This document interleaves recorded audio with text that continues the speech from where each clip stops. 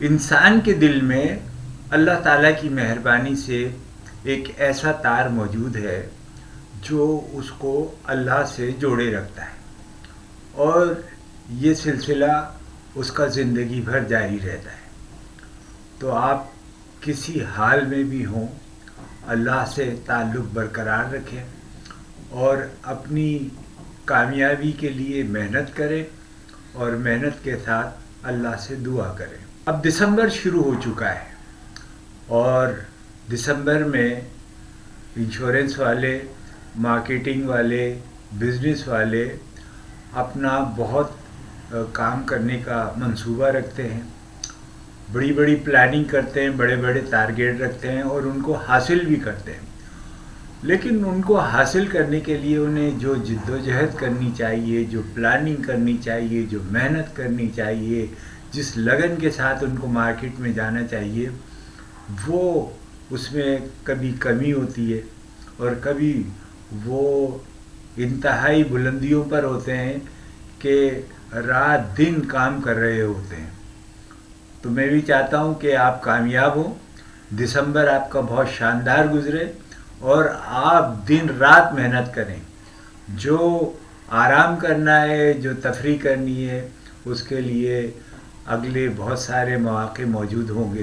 ایک میٹنگ میں جب لوگ اس بات کا جائزہ لے رہے تھے کہ ہمارے لوگ کام کیوں نہیں کرتے، تو اس وقت ایک پنجابی کا مصرع یاد آیا کہ من حرامی حجتاں ڈھیر۔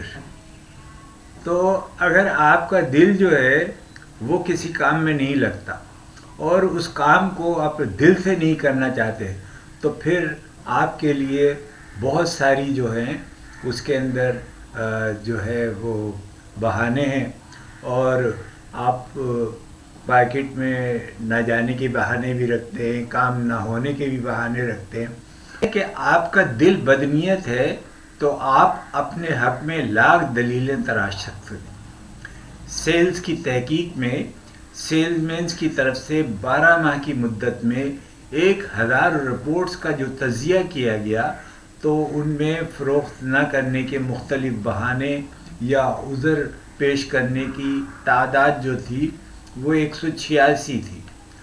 ان میں سے بہت سارے لوگوں کا کہنا یہ تھا کہ آج کل مندی کا سیزن ہے، اور کچھ لوگ جو ہیں وہ کام پہ تو جاتے نہیں ہیں اور اس کے لیے ان کے پاس بہانے بہت سارے ہوتے ہیں۔ کام کے لیے آپ کو ذہن بنانا پڑتا ہے، اس کے لیے بہانے تراشنے نہیں پڑتے۔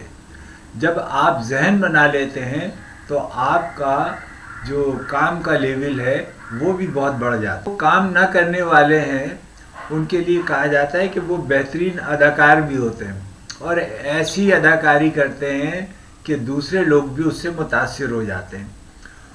ایک سیلز مین ہوتا ہے شکایت کرنے والا۔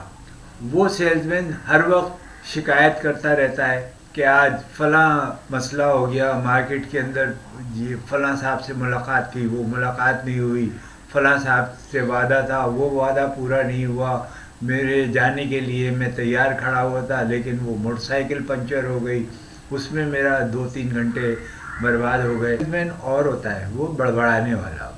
بڑبڑانے والا سیلز مین ہر چیز کے اندر کوئی نہ کوئی نقص نکال دیتا ہے اور اس کی بڑبڑاہٹ جاری رہتی ہے۔ آپ میں یہ خرابی ہے، آپ بڑبڑانے والے سیلز مین ہیں، تو آپ کو سیکھنے کے لیے کوئی سیلز ٹیکنیک کے اوپر توجہ دینی چاہیے۔ آپ اگر سیلز ٹیکنیک پر کوئی توجہ دیں گے، کوئی تربیت حاصل کر لیں گے، تو آپ کا یہ نقص جو ہے وہ دور ہو جائے گا۔ آپ یقیناً بہت اچھے سیلز مین ہیں اور اچھا کام کرنا جانتے ہیں۔ سیلز مین ہوتا ہے کہ جو باتیں کرنے والا، وہ بات کرنے سے نہیں رک سکتا۔ کسی کنونشن میں اسے لائم لائٹ میں رہنا ہوتا ہے، کسی موضوع پر بات کرتا ہے تو بڑی طویل باتیں کرتا ہے۔